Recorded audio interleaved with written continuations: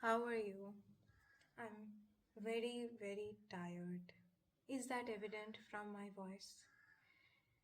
This is going to be a slower video than my usual slow videos. But this video is going to be exactly what it claims to be a review. Okay. Today we have me looking a little yellow because I have summoned the winter sun for the lighting.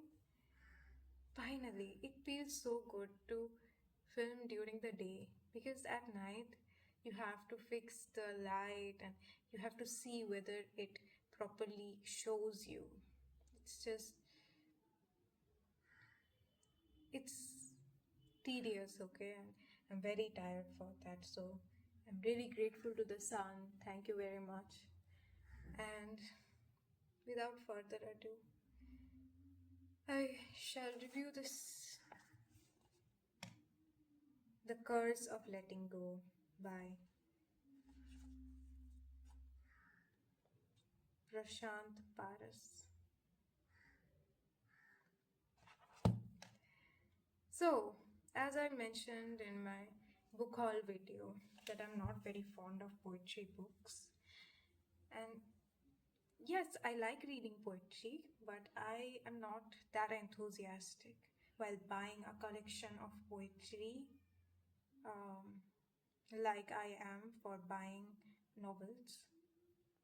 So, well, oh, and another thing, I said I would read the books that I have bought in a specific order that will be a nice shifting genres and reading this first and then that. It would be a nice experience. But guess what? I am someone who follows the order of nature, and nature is naturally orderless. So, anyways, the reason why I read this before I intended to is because I was really busy this week, but I wanted to read something, and I thought this is a quick read. This is a light read, genuinely, because it has, I'll show you. It has two line, three line poems like this. So that's why I picked it up and then I turned two or three pages. But then yesterday night I felt a little, I felt disturbed, to be honest, that I had a book that I hadn't finished, but I have read some parts. I don't know. When I leave a work unfinished, it makes me feel really disturbed. It's like either I never do something or I completely do it. I can't just leave it halfway. So then I finished this book last night and here I am reviewing it. Well, so first of all, obviously my review is going to be impacted by my feelings towards poetry books. But there is another thing. I personally felt like if someone would have gifted me this book when I was 14 or 15 years old, I would have been overjoyed. I would have been like, obviously, after reading it when I was 14 or 15 years old, I would have been like, wow, what beautiful poems, like so relatable and so well articulated. I would have been mesmerized by this, but now that I'm old and my mind has changed, I just thought this was a little bit too light for me. This was something I would have thoroughly enjoyed if I was a teenager. or even when I was like 17, 18, I think I still would have enjoyed it. But now, this is this is not something that I'm going to feel great about. But this is not a bad book, that I have to say, because some of the poems are really good. I feel like the best way to describe it would be, um, this is a hit and a miss for me. Just a personal opinion, okay? Because there are certain poems, and I noticed this pattern. The poems which I liked were longer, they had more lines than the poems which I thought were rather trying to force a metaphor or trying really hard to be relatable.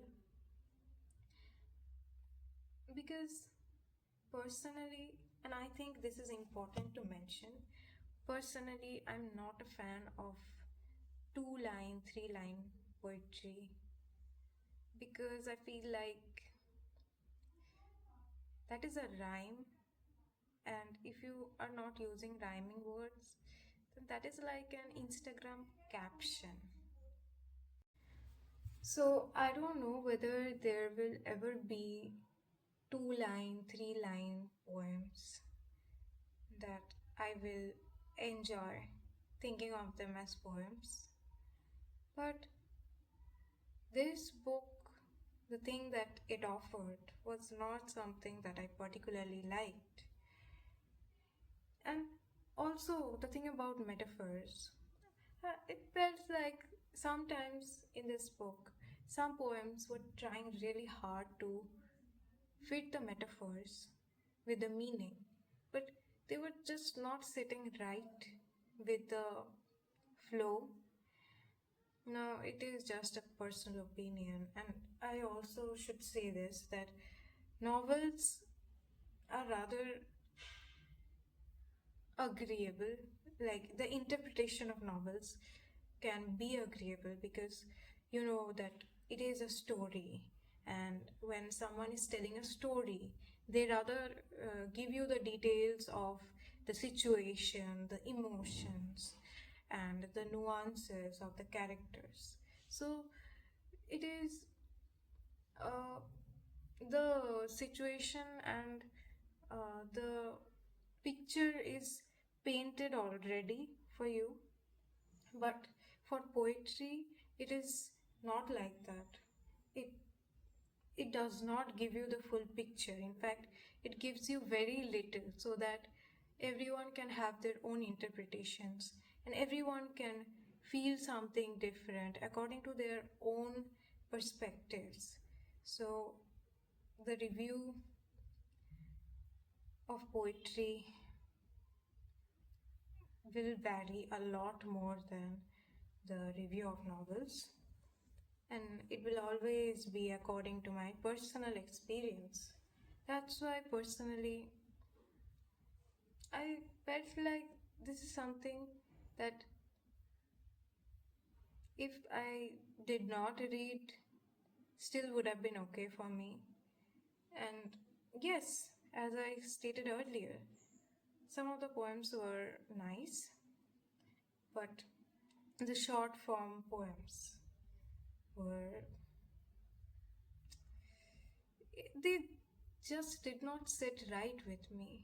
Whenever I'm writing poems, I'm always trying to maintain the flow, because a poem may not have rhyming words always, but they have some structure. They have a certain rhythm to them. And I felt like that rhythm was missing sometimes. But that's all right. This is just my personal opinion. And oh, I would also like to appreciate the art in this book. Like, whoever came up with the drawings did an amazing job. They are really, really beautiful. Okay, you know what?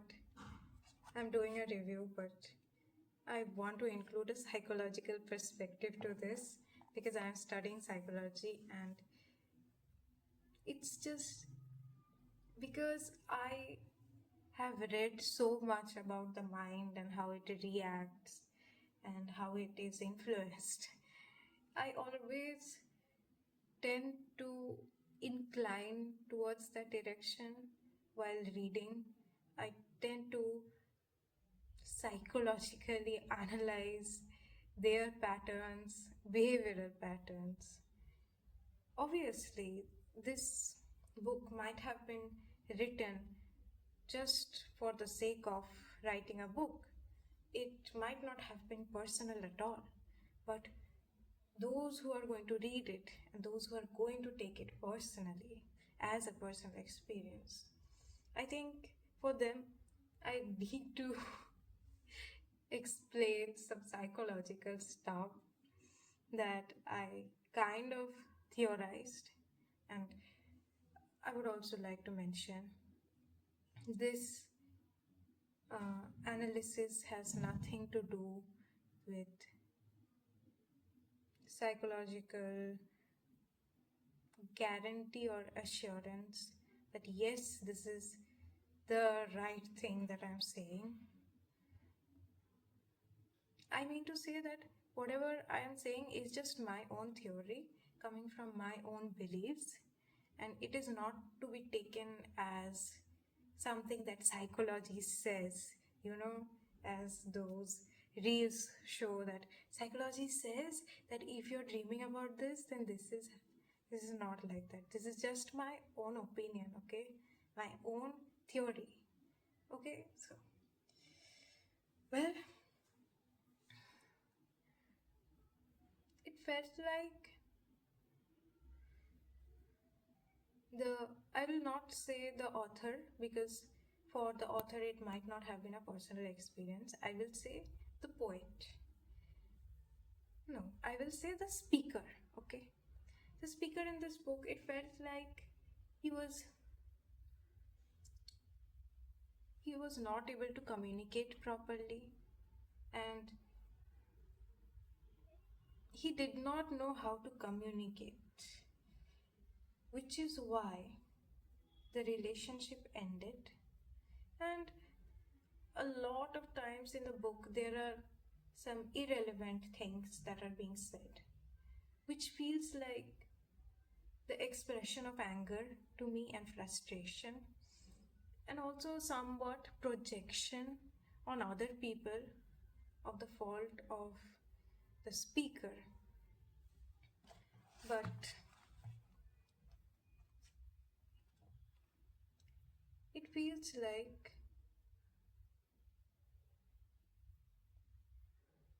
the title of the book is exactly justified in the whole book, which is The Curse of Letting Go.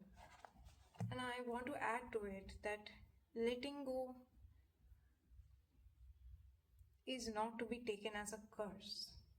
This is a very pessimistic perspective. But who am I to say that? This is obviously the author's choice. I just want to add to it that because I want to be positive here, this is a very pessimistic choice of word and pessimistic perspective, obviously. And normally, I wouldn't contradict the writings of a book because I believe that that is the creative freedom that art offers. Art allows you to express yourself constructively and in a healthy way. But still, for this particular book, it felt like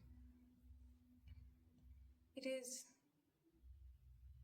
necessary to mention that this perspective is a little problematic and can be harmful in the long run because there are certain parts where the speaker is basically placing his love interest at the level of God, and I understand, but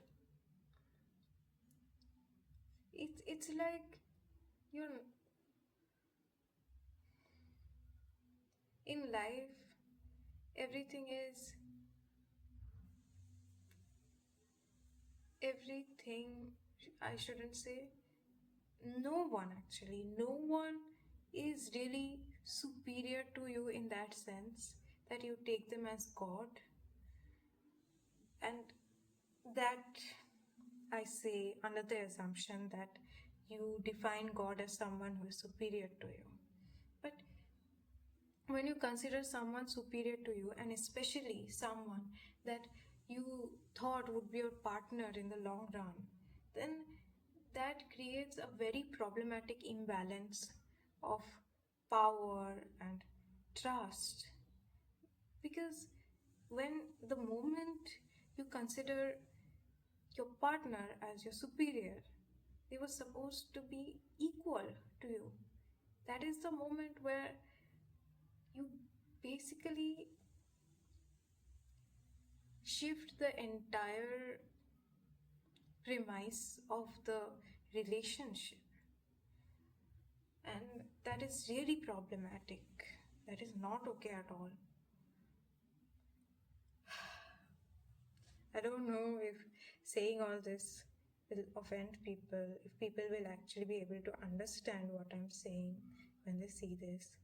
But I'm really hopeful about my future self. I know she will understand exactly what I'm saying. But what I'm saying is really simple. It's just, I'm saying that no human is inferior to you and superior to you. You deserve respect, and everyone deserves respect. That's the thing. The moment we idolize and kind of place someone at the level of God is the moment where we disrupt this system of equality. And I'll tell you why equality is really important, because when you think that you're superior to everyone, that is the moment where your pride will turn into arrogance, and arrogance will destroy you. But when you think that you're inferior to everyone, that is the moment when your insecurities will take over you, and then it will destroy you.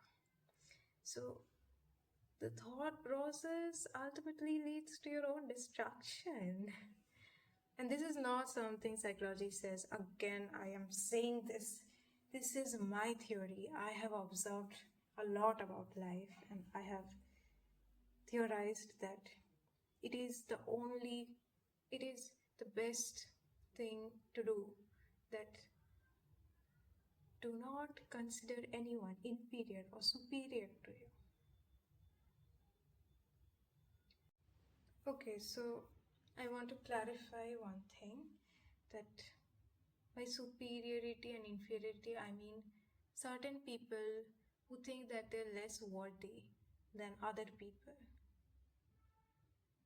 They continuously feel inferior. Certain people who think they're better than other people, they continuously feel superior. These people I'm talking about, their mindset. And a hint of that mindset is evident in this book, which is why I said in the first place that that's a little problematic, according to me, because uh, we are all worthy, we are all unique, but we are all worthy. So we are not same, but we are all equal. That's what I mean. So,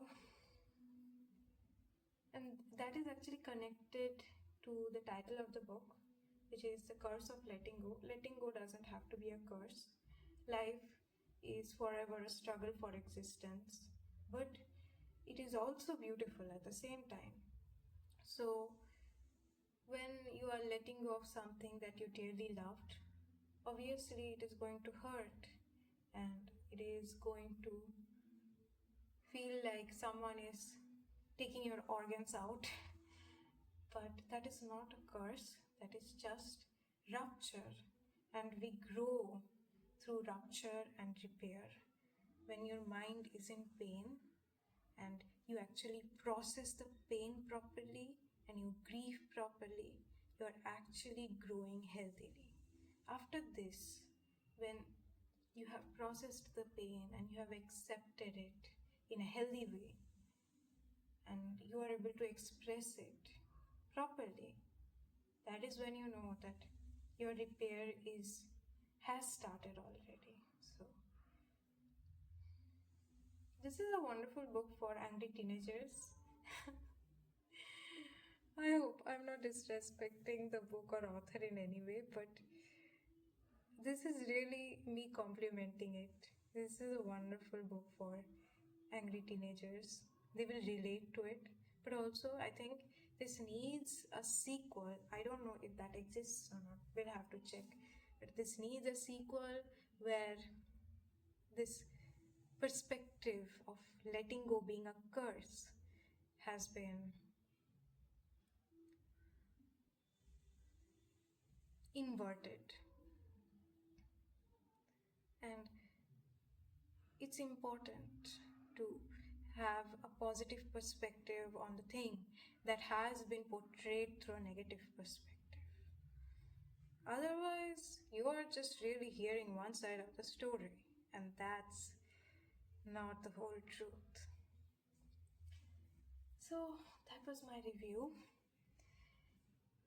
I obviously talked a lot about a lot of things, but this video is as much for my future self as it is for the audience. So I think I'm going to give this book to a teenager. Okay, take care. Bye.